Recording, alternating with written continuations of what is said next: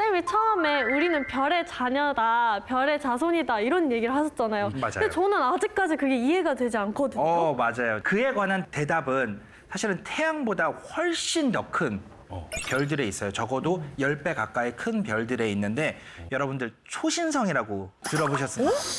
큰 별이 죽어가는 과정은 작은 별과는 조금은 다르거든요. 크게 부풀어 오르는 것까지는 맞아요. 네. 크게 부풀어 올랐다가 작은 별은 수축해서 작아지지만 큰 별은 완전히 점점 작아지면서 폭발을 하게 됩니다. 그 폭발을 하는 순간이 바로 초신성이고 폭발을 하게 되면 그 안에 있는 물질들이 어떻게 되겠어요? 우주로 막 날아오죠. 그 안에 있는 물질들이 우주 공간으로 퍼져나가게 되겠죠. 네. 그래서 그때 만들어진 여러 가지 원소들이 바로 탄소라든지 질소라든지 산소라든지 이런 것들도 다 별 속에서 만들어질 수 있는 겁니다. 그래서 우리 지구를 구성하고 있는 지구에 있는 대부분의 원소들은 초신성이 폭발할 때 다 나가면서 그 금속 성분들이 원소들이 다 모이면서 우리 지구를 만들어내고 우리 생명체가 탄생을 하게 된 거죠. 그래서 그 칼 선생님께서 우린 다 모두 별의 자녀다라고 맞습니다. 얘기를 하신 거군요. 네. 이제 완벽하게 이해를 했습니다.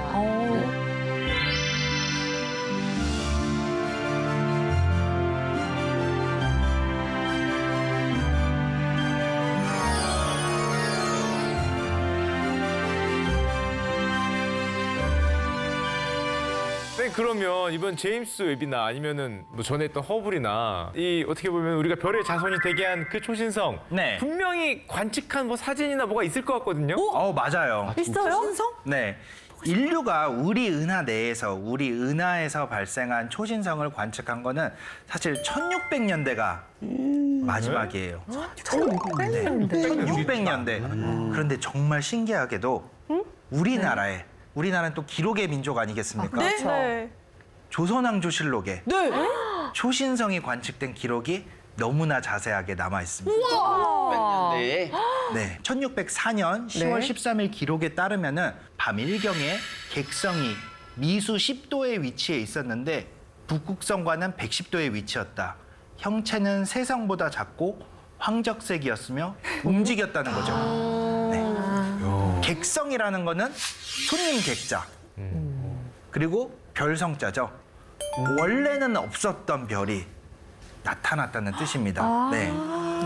그런데 너무 상세하게 10도라든지 110도라든지 그러네요. 이런 위치를 어떻게 알았어요? 다 그걸로? 관측을 진행을 했던 거죠. 아니, 우리 400년 전에 저 정도까지의 실력이 됐던 거예요? 기술이 있었습니다. 그리고 당시에 우리나라의 천문 관측 기술은 전 세계와 비교를 했을 때도 상당히 우위에 있었다고 할 수가 있습니다. 너무 자랑스럽네요. 멋있다. 그렇죠. 재미있는 거는 지금도 수명이 다해가는 별이 우리 은하 내에도 분명히 존재를 하고 있어요. 그러니까 초신성이 될 만한 후보는 있습니다.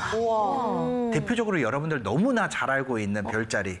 별자리 알고 계신 거 뭐? 북두칠성 있고 오리온자리.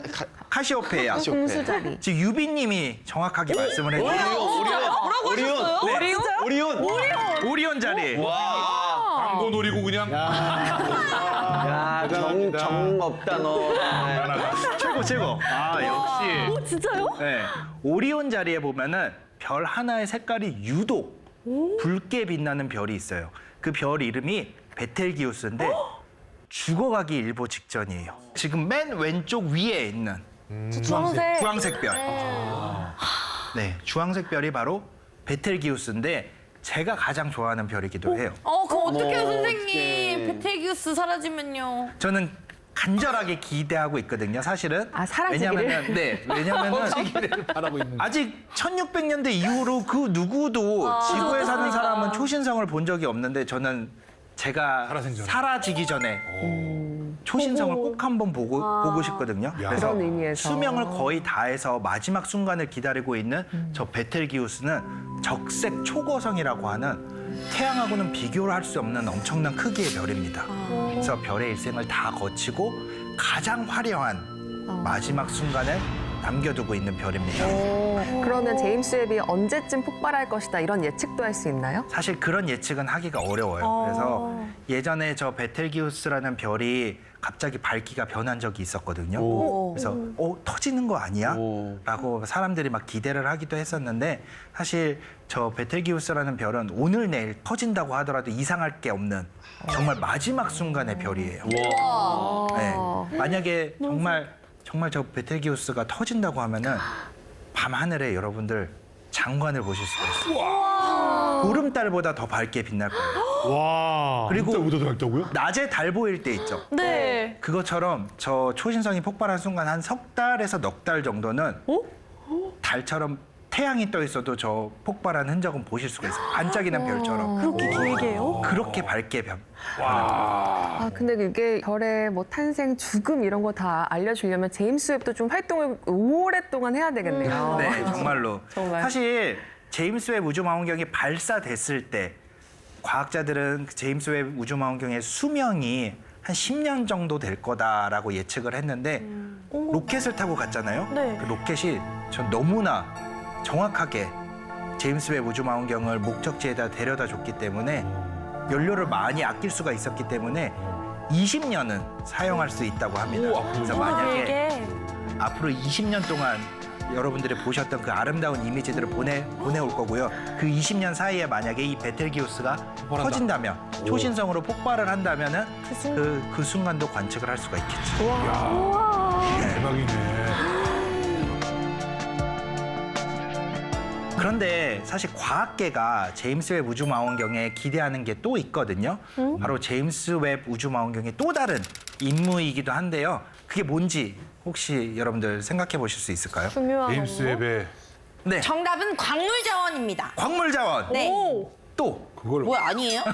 예전에 수업 들을 때 세티라 그래서 외계인 찾는 뭐 그거 있었어요. 아 이명현 박사님. 예, 왜? 예. 맞아요. 이게 차인가? 같이 들었는데 왜 이 친구만 기억하고 나왔는데? 학창 시절부터 그랬던 것 같은데. 정답입니다. 외계인?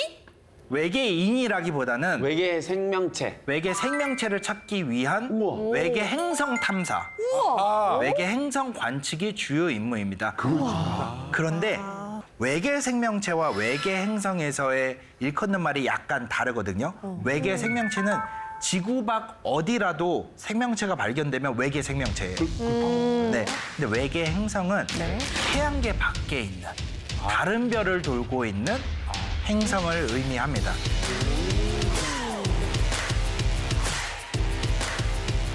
근데 쌤, 외계 행성을 관측하려는 이유가 뭐예요? 네. 가장 궁금한 거 뭐죠? 살아있는. 외계인 있냐 없냐? 그렇죠. 저나 여러분뿐만 아니라 인류의 궁금증이자 가장 알고 싶은 욕구 중에 하나가 바로 외계 생명체의 존재 아니겠습니까? 그래서 SF 소설이나 영화 같은 데 보면은 항상 많이 나오잖아요. 대표적인 영화가 네, E.T. E.T., 에일리언 그런 것들이 있죠. 그럼 선생님 진짜 외계 생명체 있는 거예요? 뭐죠? 제가 어디 강연을 가거나 천문학자가 돼서 가장 많이 받는 질문이 그치. 이 질문이에요. 외계 생명체 있다고 생각하세요? 믿으세요? 라고 질문을 많이 주시는데 네. 저는 개인적으로 네. 있다고 생각을 합니다. 천문학자들은 우주가 얼마나 넓은지 그리고 얼마나 많은 별들과 행성이 있는지를 그나마 가늠할 수 있거든요. 그런데 이 광활한 우주에 생명체가 우리뿐이다. 그게 오히려 더 너무 웃긴 사실이지. 이상할 웃기지. 것 같지 않을까요? 뭔가 제가 뭔가 말하는 있을 거는 것 같아요. 생명체는 박테리아일 수도 있고 아, 그쵸. 네, 아니에요. 도민준 씨가 있어야지. 진짜로 동민준 씨가 있을 수도 있고 어느 행성에는 완전히 외계 생명체인데 다 미남만 있을 수 있어. 여기 왜 미녀는 없습니까? 미녀는 저기 미녀는 미남별 미남성. 근데 쌤, 한 2년 전인가 과학 특강 같은 걸 들은 적이 있는데 그때 이제 지구랑 비슷한 환경을 가진 행성을 네. 찾았다까지 뉴스로 나왔다고 봤거든요. 지구와 같은 비슷한 환경이라고 하는 어떤 것을 의미할까요? 우리가 거기에 산소도 얘기할게. 있고 그렇죠. 물을 발견했고 물, 크기, 그 다음에 부동산? 근데 정확해요. 땅값? 형태죠. 땅이 땅이 존재를 해야 됩니다. 만약에 목성처럼 땅이 없는 기체로만 되어 있는 형태라면 합리적이네. 우리가 알고 있는 생명체의 상식에서는 살 수가 없죠. 그렇지, 그렇지. 그러니까 부동산 땅이 네네. 땅이 있는 게 가장 중요하고 그다음에 말씀해주신 크기 그리고 대기도 중요하죠. 이런 것과 관련해 가지고 최근에 제임스 웹이 관측한 외계 행성이 있습니다. 네, 바로 트라피스트 1이라는 별을 돌고 있는 외계 행성들인데요. 지금 보이시는 이 장면은 사실에 근거해서 만든 상상도고요. 저 중에 원은 어디예요? 별? 저 맨 앞에 있는 빨간 별. 저거. 네. 그리고 그 앞에 순서대로 행성이 있죠. 하나, 둘, 셋, 넷. 네 개. 가까운 데서부터 B, C, D, E, F예요.